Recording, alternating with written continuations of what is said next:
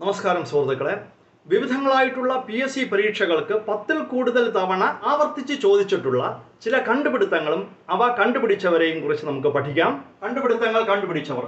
സൗരയൂഥം കണ്ടുപിടിച്ചത് കോപ്പർനിക്കസ് ആണ് 1540. ഗ്രഹങ്ങളുടെ സഞ്ചാര നിയമങ്ങൾ കണ്ടുപിടിച്ചത് കെപ്ലർ ആണ് 1609. അന്തർവാഹിനി കണ്ടുപിടിച്ചത് ജോൺ പി ഹോളണ്ട്. ആറ്റം വിഭജനം റുദർഫോർഡ്.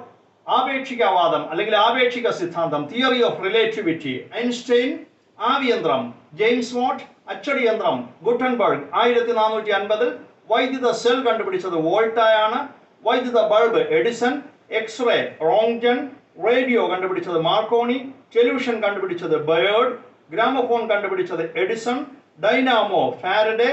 Dynamite Alfred Nobel. ദൂരദർശിനി ഗലീലിയോ. Nylon Carothers. പരിണാമ സിദ്ധാന്തം Charles Darwin. Parachute Blanchard. Fountain പേന വാട്ടർമാൻ. Barometer Torricelli.